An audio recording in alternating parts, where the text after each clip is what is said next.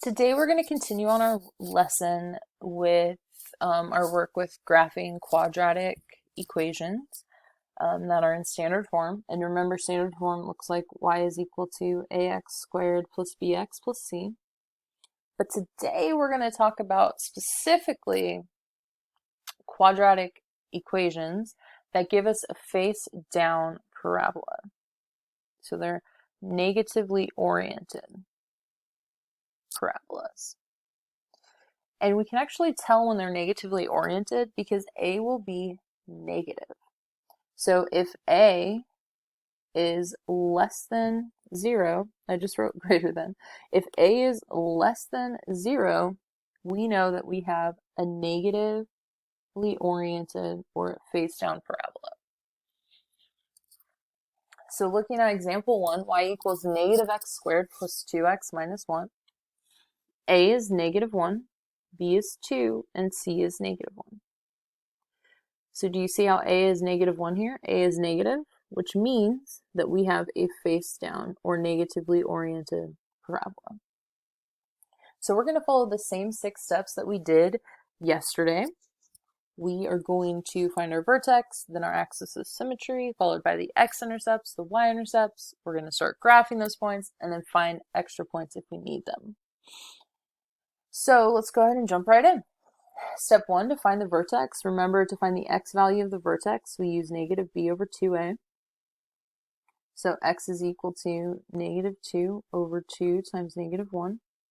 X is equal to negative 2 over negative 2. So then x is equal to positive 1. So our vertex has an x value of 1. To find the y value of that point, we simply plug in that x value of 1 into the original equation. So y is equal to the negative of 1 squared plus 2 times 1 minus 1. Y is equal to 1 squared is 1, so negative 1, plus 2 times 1 minus 1. So y is equal to negative 1 plus 2 is 1, and 1 minus 1 is 0. So y is equal to 1, 0. Step 2, we need to find the axis of symmetry. So x is equal to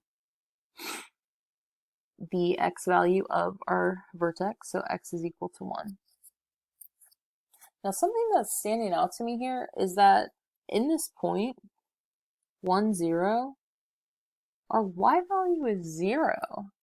What type of point has a y value of 0?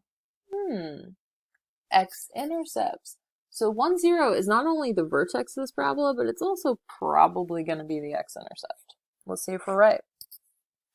So y is equal to negative x squared plus 2x minus 1.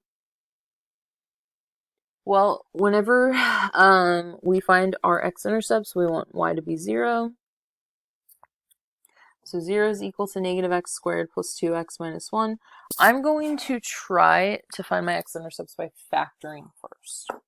So 0 is equal to, whenever the first term is negative, remember we always want to factor out that negative. So negative times x squared minus 2x plus 1. Then the only factors of 1 are 1 and 1. So 0 is equal to, I know I'm going to have factors that have x and 1, x and 1. To get a positive when I multiply, but a negative when I add, both of these need to be negative. So we're going to have x minus 1 equals 0, and x minus 1 equals 0. I'm just setting both of those equal to 0. So x equals 1, just add 1 to both sides, add 1 to both sides again. So we got the same x value for both of them, which means there's only one x-intercept, and that x-intercept is at 1, 0. Hey, that matches our vertex, which is perfectly fine. The x-intercept can also match your vertex. No worries. Now let's find the y-intercept. To find the y-intercept, we simply plug in 0 for x into the original equation. So y is equal to negative 0 squared plus 2 times 0 minus 1. Y is equal to 0 squared. The negative of 0 squared is just 0. 2 times 0 is 0 minus 1. y equals -1. So our y-intercept is at 0, -1. So let's start plotting those points. So I know my vertex and my x-intercept are at 1, 0. My y-intercept is at 0, -1. And then my axis of symmetry is at x equals 1. So this vertical line that just goes through our vertex. So this is my axis of symmetry, x equals 1.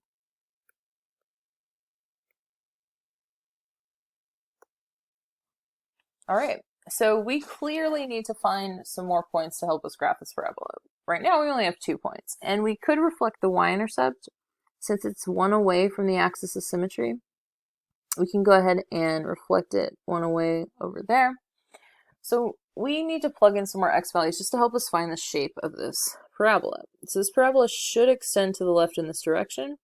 Let's plug in -1 and -2. And then we'll just reflect those points to see what happens on the right side. So I'm going to plug in x equals -1 into the original equation. And I need to remind myself what that equation is. -x squared plus 2x minus 1. Y equals -2x squared plus 2x minus 1. No, not -2x squared, just -x squared. Sorry. -x squared plus 2x minus 1, right? Okay. Let's plug in -1 for x. So y is equal to the negative of -1 squared plus 2 times -1 minus 1. So y is equal to -1 squared is 1. The negative of that would be -1. 2 times -1 is -2, and then minus 1. So y is equal to -4. So -1, -4. Now let's plug in -2. So y is equal to the negative of -2 squared plus 2 times -2 minus 1. So y is equal to -2 squared would be 4. The negative of that is -4. 2 times -2 is -4 minus 1. So y is equal to -9. So -2, -9. So because our parabola is symmetrical, we know that if there's a point at this y value that's 2 spaces away from the axis of symmetry, we know that there's another point 2 spaces away right there as well. Then same for this point. This point is 1, 2, 3 away, so we're going to have a point 1, 2, 3 away. And then I'm just going to erase those lines because those are not part of my parabola.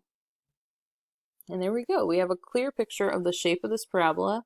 It is, in fact, face down, just like we knew it would be because a was negative. And we have a good idea of what that curve looks like on the left and the right side. Okay, so for example 2,